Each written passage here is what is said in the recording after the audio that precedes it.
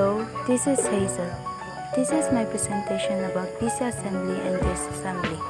This is our TLE project. PC assembly. First, prepare the motherboard. Second, install the CPU into the motherboard. Third step, install the CPU fan together with the heatsink.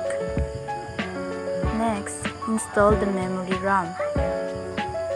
Then, place the motherboard into the case. Be careful. After that, connect the power supply. 8th step, install the internal drives. Then, install the graphic video card. And lastly, install the add-ins card. PC disassembly. For disassembly, first, you have to unplug all cables and wires. Second, open the outer case of your computer. Remove the system fan.